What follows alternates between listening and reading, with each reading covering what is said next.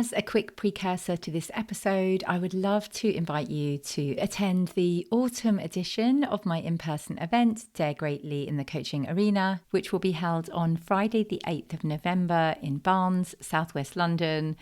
It's a 5-minute walk from Barnes Station, and there's also a free car parking place on site.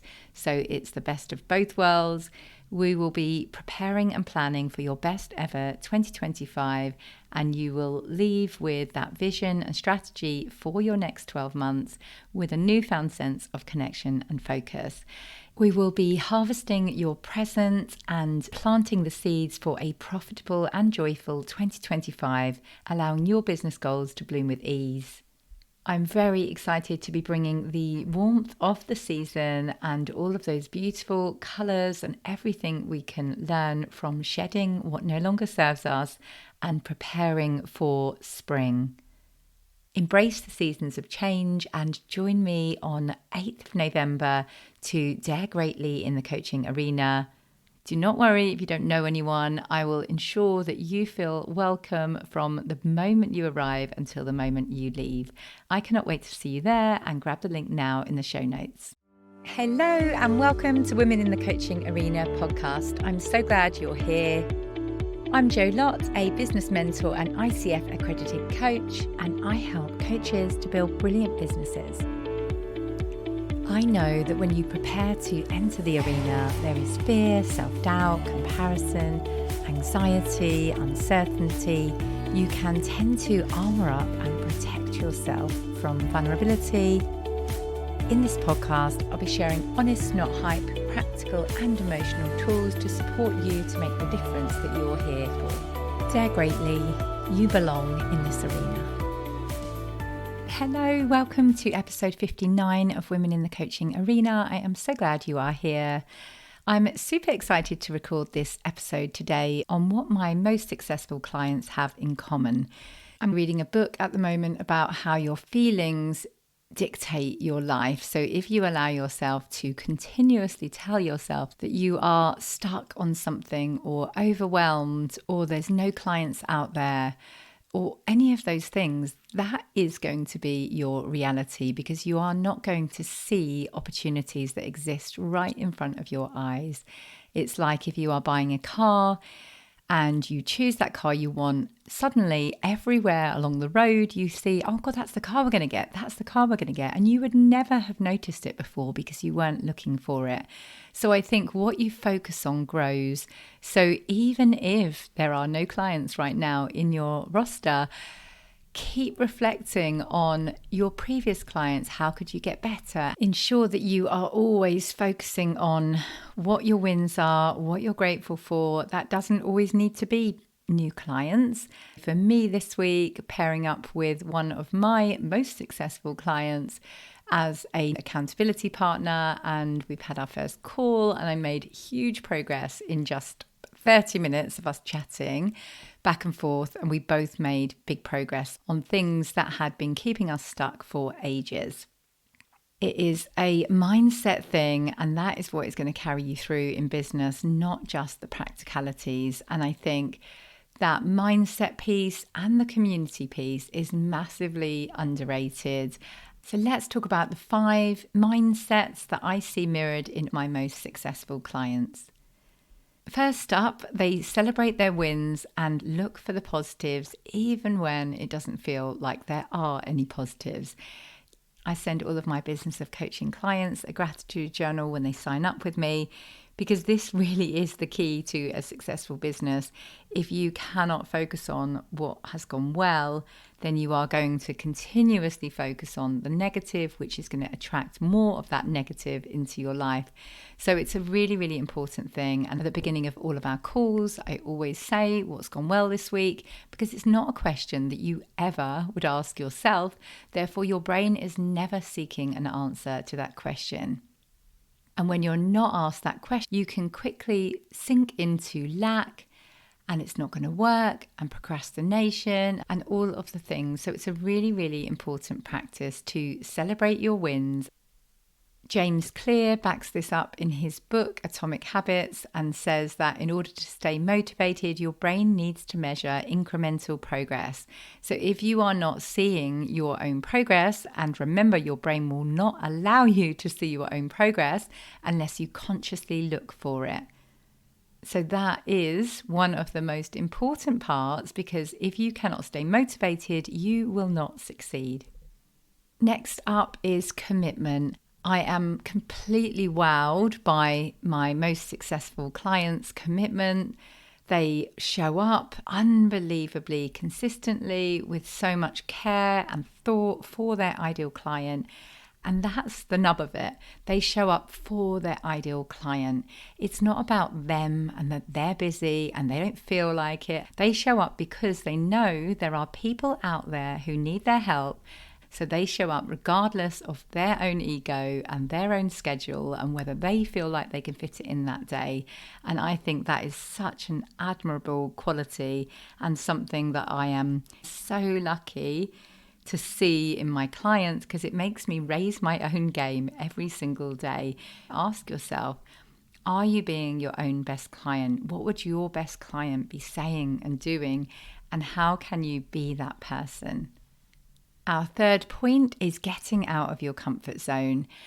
And that means usually being visible. It's all too easy to stay behind the scenes, just finishing off your website, when what you are probably doing unconsciously or consciously is avoiding the really, really scary part of building a business, which is actually telling people what you do, and consistently. The volume is significantly underestimated. I heard this great podcast talking about the fact when he had a gym, his mentor told him to put out some flyers. So he put out 300 flyers and he got no calls back at all from these 300 flyers. So he was gearing up to have a go at his mentor, that he's completely wasted his time and this doesn't work, this is rubbish. And his mentor said to him, how many flyers did you put out? And he said 300. And his mentor said, I put out 3,000 a day, and that's just for testing. So he said, oh my gosh, I felt like such a fool that I was complaining at this guy when actually all I needed to do was do more and do better. And I think that's a huge wake-up call to what it feels like when you start your business and you think, I've put out my first ever post and it's been so exhausting doing that one thing that you cannot believe that you're meant to do the exact same thing again tomorrow. And so I think just remember that story about 300 leaflets to advertise the gym versus 3,000 leaflets a day to advertise the gym. The fourth mindset I see in my most successful clients is taking full responsibility for your own actions. One of the first books I read when I started my coaching business was Carol Dweck's mindset book. And it was a real game changer in helping me let go of victim mentality and seeing everything as outside of my control, and instead how I can take radical responsibility for my own progress and know that I have choices, I make decisions, I can learn. So if you ever hear yourself say, no one's ever going to buy my services, then you are in a fixed mindset. And seeing that situation as completely outside of your control. If anyone in this industry, in your niche, is successful, then go out there and think, what are they doing that you aren't doing? So, for example, are they posting consistently? Are they collaborating with people? And yes, you might find that triggering, but it's also really essential to ask yourself those challenging questions as to how can you act as if you are that successful coach, the top 1% of your niche and the go-to expert in your space. And what would they be doing? What would they be saying? Know that you have a choice, and if you don't take responsibility and build your dream, then you will go and get a job and build someone else's dream. Yes, that is tough love, but that is the genuine truth. And as I say, it wows me every single day and helps me to strive to be better. My fifth point today is be willing to experiment and fail. This is a big one because it takes huge courage to do something like host a workshop, and there's always going to be like, what if no one signs up? And that is what will stop most people from hosting a workshop.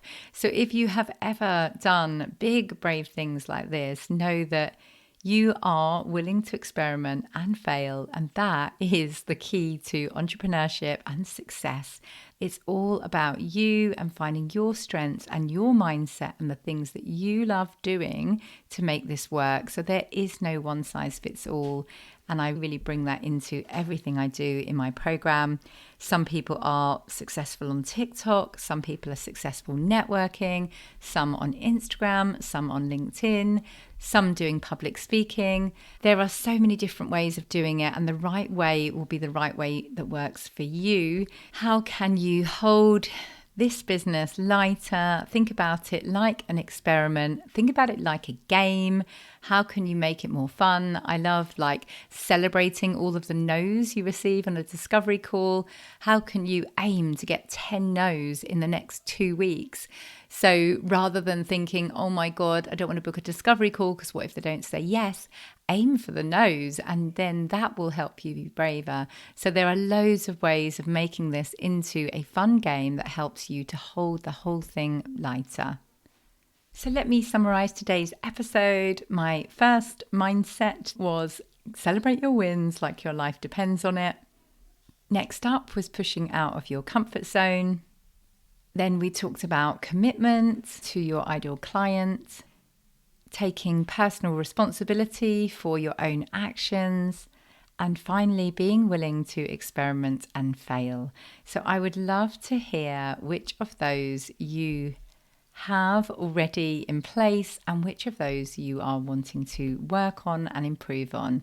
I know that it goes in peaks and troughs, and I used to get out of my comfort zone massively in my first few years of business, and I've settled into quite a rhythm at the moment. So tomorrow I am going to my first, maybe my second ever in-person networking group. I have built my entire business online. So going somewhere in person tomorrow morning where I don't know anyone feels a little bit scary. So I am taking some of these lessons that I've talked about today and pushing out of my own comfort zone by doing them. So I would love to hear what it's prompted for you. Do drop me a line and let me know on LinkedIn as Joanna Lott, Joanna with an A, Lott with 2 T's, or on Instagram as Joanna Lott Coaching. I would love to hear from you. And like I say at the end of every episode, trust yourself, believe in yourself, and be the wise gardener who keeps on watering the seeds. Thank you so much for listening to this episode of Women in the Coaching Arena.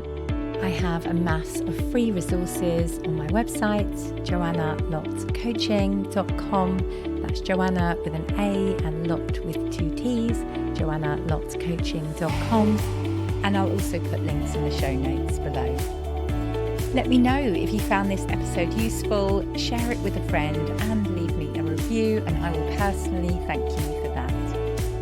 Remember to trust yourself, believe in yourself, and be the wise gardener who keeps on watering the seed. Get into the arena, dare greatly, and try.